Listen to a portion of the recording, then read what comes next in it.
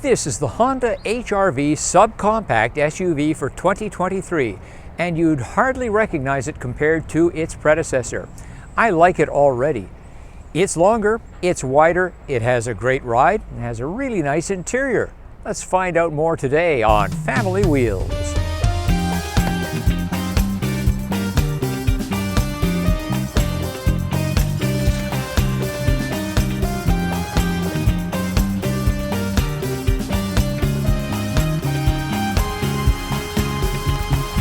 Family Wheels is powered by you, and you can put some extra fuel in our tank by giving us a like. While you're doing that, subscribe and click the little bell to be notified of each new review. And if you've got some thoughts about the vehicle, leave a comment. This HR-V is so different from the previous model that Honda might have come up with a different name, maybe the HRW, because it's no longer based on the chassis of the subcompact Fit sedan. It's based on the Civic, and so it's a good deal bigger and roomier for passengers, and it rides so much better. It really feels much more like something in the compact SUV category. Plus the excellent ride and very good handling add to that impression that it's punching above its weight. The engine is a 4-cylinder, 2-liter naturally aspirated. It's got a great deal more horsepower and torque than the previous HR-V, but it still hasn't got a ton of oomph.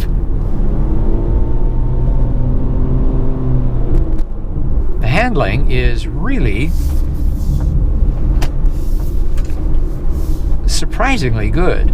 And I don't always recommend that people spring extra for the all-wheel drive, but in this case I think it's well worth it.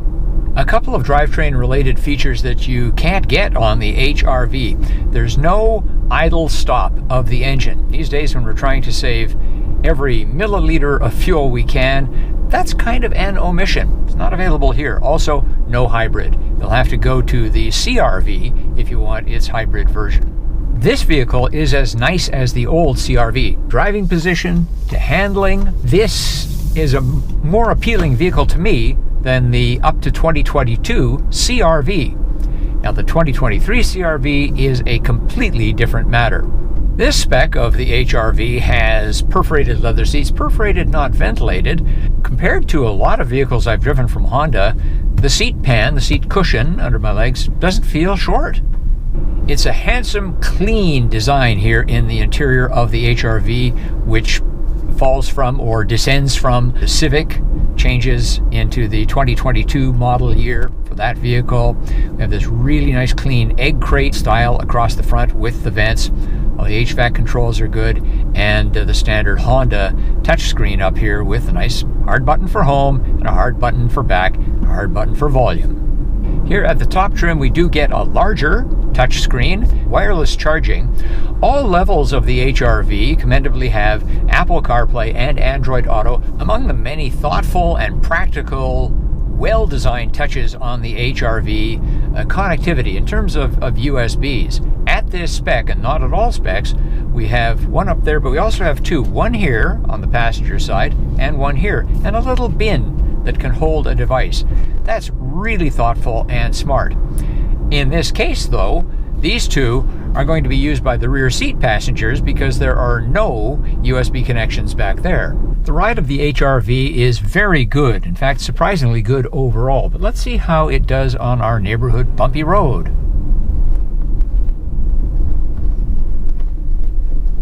And it did very well. Now, I don't want to go overboard with the praise for the ride of the HR-V. It's not a BMW X5 or GLE Mercedes, but it's plenty good for the price.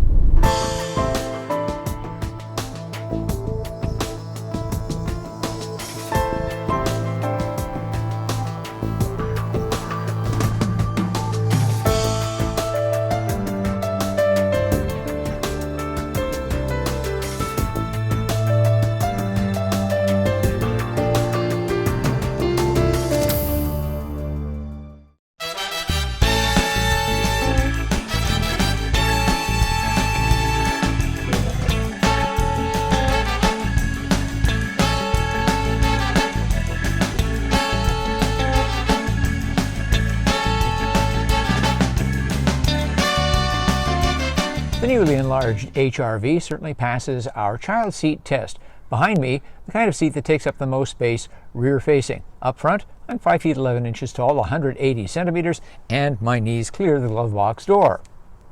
In the back of the HRV, there is adequate, if not generous, room for adults. And that's about all we get. There are no USB outlets back here and no HVAC at the back of the center console. There you have it, the 2023 Honda HR-V. What a huge improvement. It's likely the segment leader now. But what do you think? Leave a comment. As always, thanks for watching, thanks for your likes, and thanks for subscribing. I'm Richard Detman, and I'll see you next time on Family Wheels.